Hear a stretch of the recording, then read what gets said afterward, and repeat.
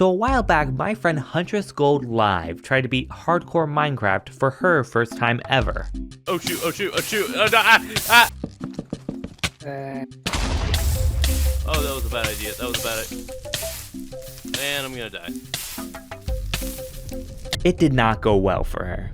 But right before her second stream of her best attempt yet, I sent her this meme. I'm up next if he dies.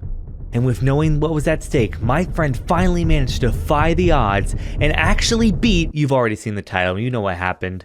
So here I am, true to my word, beating hardcore Minecraft because my friend couldn't. So I started my run off pretty simply, doing my regular Minecraft start of gathering enough wood for a pickaxe and then getting enough stone for a set of tools before venturing off into the world. During my travels, I harvested some sheep and pigs for some food and a bed, before sleeping through my first night. I then found out there was a large cave not too far from where I had set up my bed, so I went down there to explore. I managed to first find some iron to make a shield and also some pants to go along with a fancy shirt I found in another ruin earlier.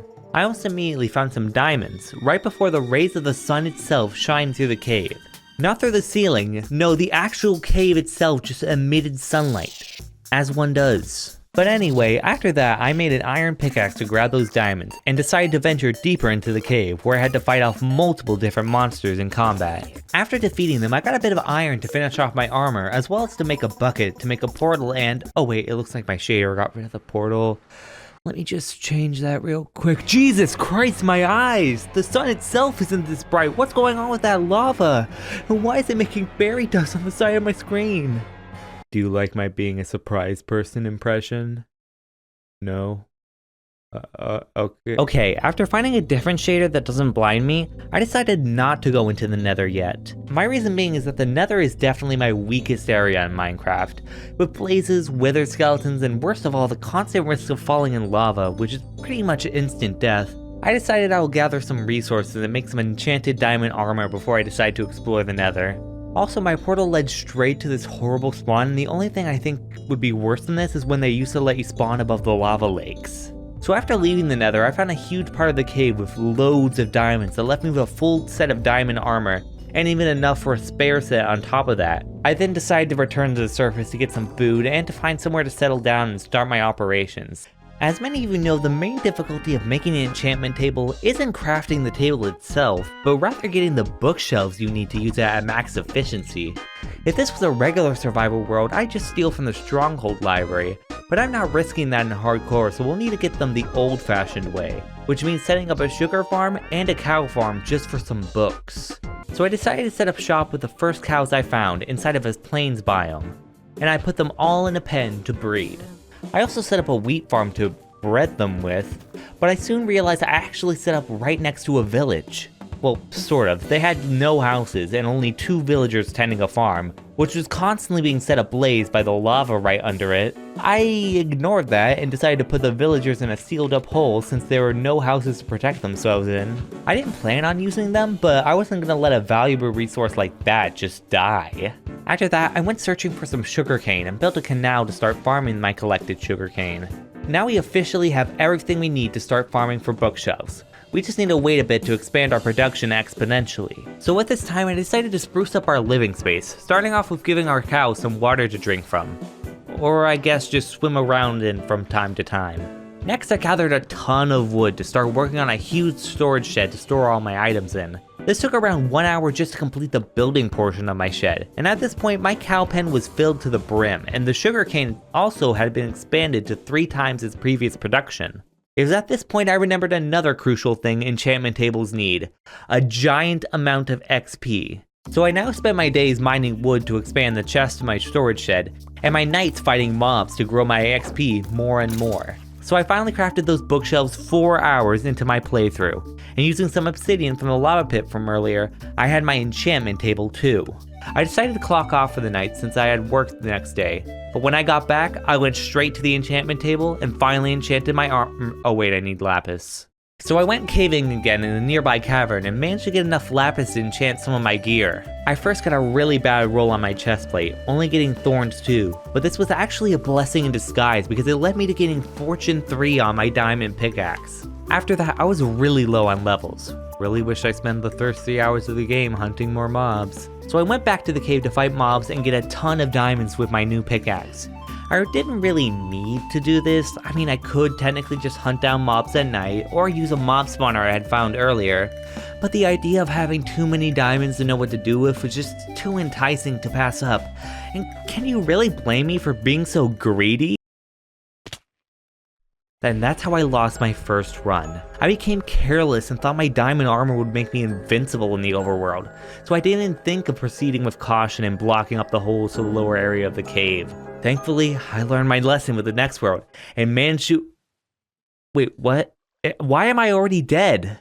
So yeah, nothing much happened with attempt 2. I got some iron armor and tried picking a fight with a baby zombie to get more XP, which led to my death. But you know what they say, third time's the charm.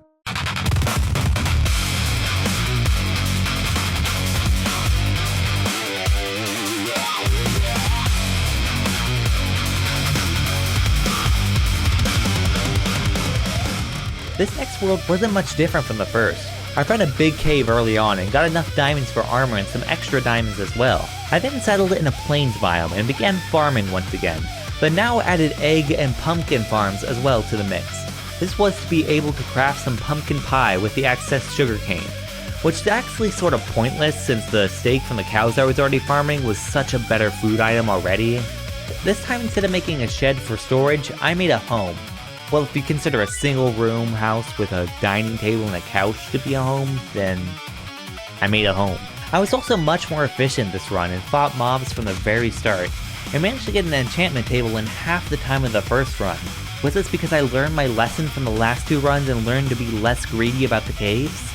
No, I just got lucky there weren't any holes in the floor like the first run. It took nearly 4 hours to get the levels and enchants I wanted for my armor, and some weapons I added to my arsenal. After all that, and making a smelting house that I barely used, it was time for the Nether. In my opinion, this is the most dangerous dimension in the game, if you're focusing on just beating it, because the end islands definitely can be just as bad if you're not cautious. If you make a mistake here, it might lead to your demise. That's why I wanted to make sure I was so prepared before I got here. And as it turns out, I might not have needed the armor at all. Sure, I got in some fights with some wither skeletons and blazes, but I don't think I ever dropped below half health in my entire time here.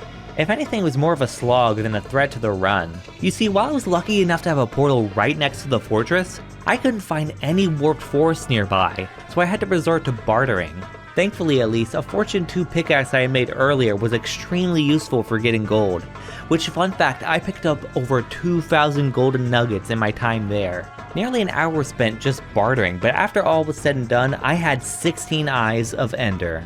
And just to be extra prepared, I used some of the blaze powder and glow dust I had to make some strength 2 potions before I went out to the stronghold. After traversing our world by water and going 2,000 blocks out, we finally found the stronghold.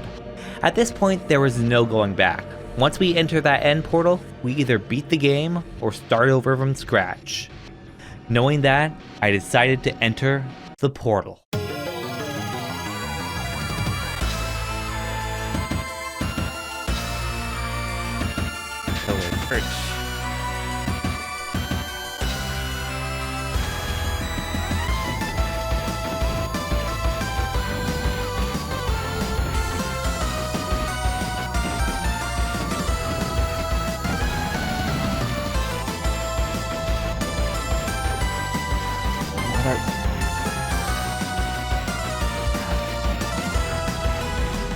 My guy, what did I do to you?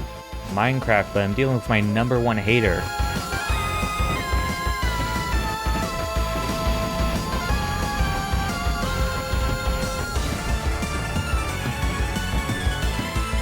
Come on. My #1 hater again. Why does he keep on coming back from the dead? Alright. There we go.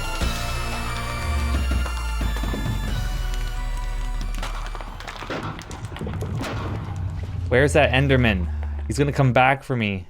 I know he will. And with that, the dragon was defeated. By this point, my friend had appeared to have given up on her challenge because she just didn't have the time to do it. She's even privated those old streams, probably because the first stream was 1 frame per 30 seconds, but I imagine loss of interest in the challenge was also at play. To be honest, I can't blame her. While at the end I felt a huge sense of accomplishment for finally beating the game, I can't say that the hours before that were filled with the looming fear of losing everything that I've built. In the end, I think it's best to play hardcore Minecraft by setting little goals for yourself each day, and while these goals may help in a bigger picture challenge like beating the game, the main thing you should always focus on is having fun and doing what you want to do in Minecraft, not forcing yourself to go through a grueling gauntlet just for glory. And speaking of you guys, I just wanted to thank you for watching my first video in 2 years. I'd like to hopefully upload more, and hopefully actually have a schedule. So if you're interested, then please subscribe so I can show you more of my stuff in the future. But with all that said, I'd like to wish you goodbye.